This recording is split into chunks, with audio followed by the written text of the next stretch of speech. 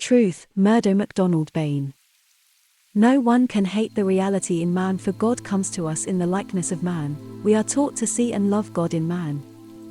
What we hate is something that surrounds and hides the real man. What is behind the true nature of man we always love. This is the reason why we love those who have passed on with a love that holds in itself forgiveness.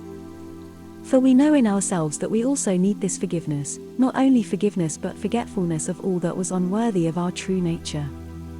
We find that love is more unselfish when it embraces those who are risen. The disciples loved the Master more when he had risen than they did while he was with them in the flesh. While he was present in the flesh, Peter denied him, but when he returned to the Father, Peter would die for him. This is also true, but one must first go through the experience to understand it. When the realization comes that death has no power over the one that is risen, there is a feeling that is blessed with the love of God.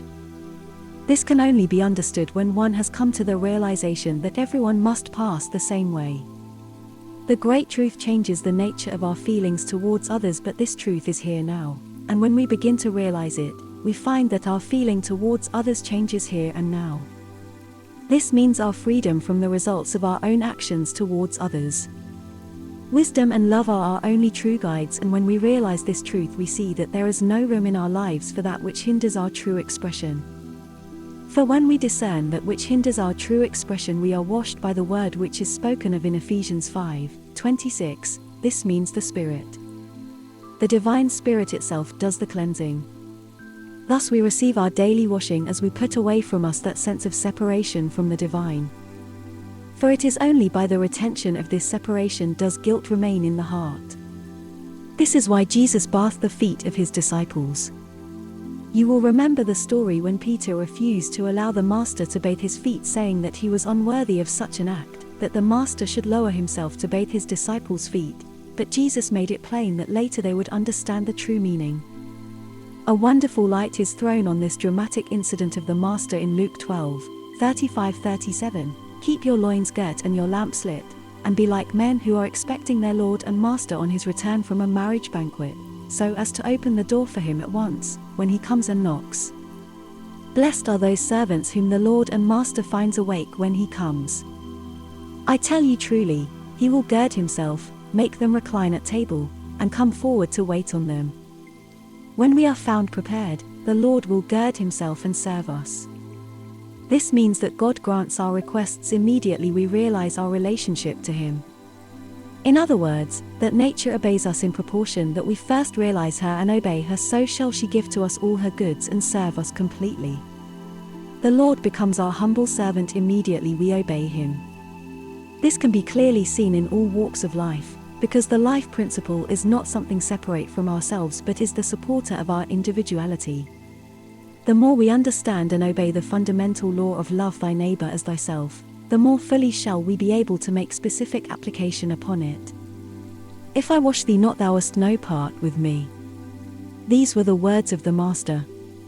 He spoke as the conscious mouthpiece of the divine Spirit itself, and when seen in this light the meaning becomes clear.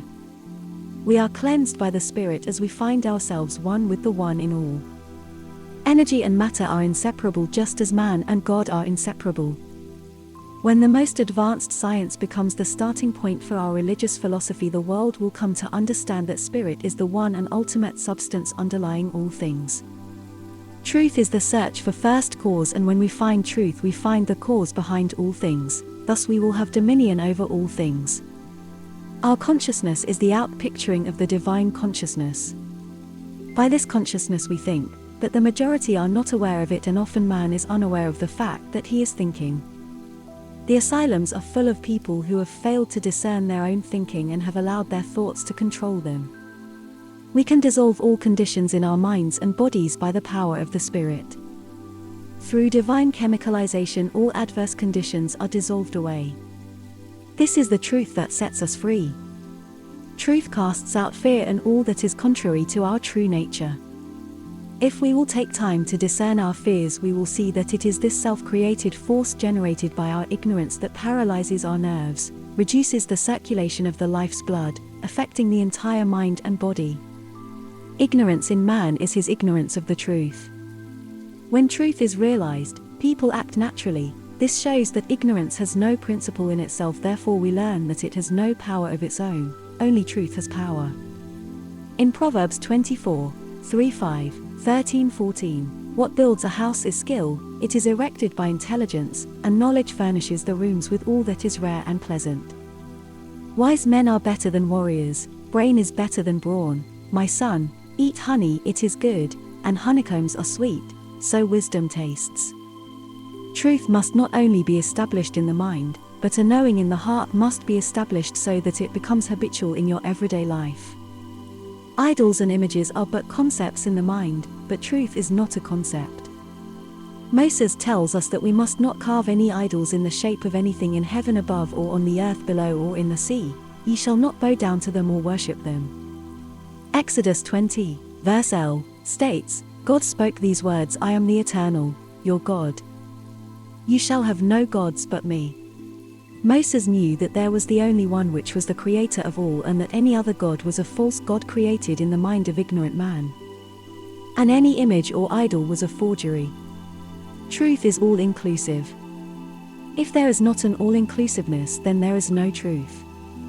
When you find out that anything less is unintelligent, thoughtless, and stupid, you will realize for yourself the truth. It is for you to discern that your beliefs have been based upon illusion. This is not so easy for the one who is influenced by beliefs based upon separation. But it is essentially simple for the one who has put aside ideas of attachment to any belief. In this way only can you come to the core of the truth of that which is immortal in yourself and others. You must first become a human being, recognizing the all-inclusiveness of all human beings, knowing that truth is not divided in humanity but is expressing itself as a whole in humanity and is never in opposition to itself. Unless you realize this, you will never be able to give to the world the best that is in you. It is not what I say or what any other person says. You must arrive at the truth through your own discernment of what is utterly false. Neither can you compare what I have said with that which someone else has said or what you think you know, nor must you accept what I say because it coincides with your beliefs. If you do this, you are not thinking intelligently. It is the core of truth you must find, and this can only be done by yourself through your own discernment and realization so that you may become aware. You must have no prejudices, for this blinds you and leads you away from truth. Opinions are of no value either, for you will note that this is not truth. Truth is knowing, awareness, freedom. Truth means the actual realization of the presence, the truth, and awareness that comes through discerning that which is not truth and which is a hindrance to the expression of the truth in the individual. You must be sure that you are not deluding yourselves, for it is not merely skimming the surface that leads to your final conclusion, which is awareness. A belief is not the presence, a belief is but an idea in your mind, and the truth is not an idea nor an image. Truth is life, reality, is complete in itself. It does not need an idea for its expression. It itself is true expression. The truth is already established and every human being can be helped through it. Therefore, the more you clarify your own minds, the more the truth can make itself known through you. Benediction. O everlasting truth, bless me that I may behold thy wholeness. May the morning star of thy glory appear before me, so that my eyes are open to thy abiding presence in all. At first I saw not the spirit within their bosom, but as I discerned the falseness of my beliefs, the veil fell from my eyes. I became aware of thy infinite presence everywhere, and I met thee face to face, for thou art the everlasting truth. My peace and my love remain with you. Yours sincerely, Murdo MacDonald-Bayne.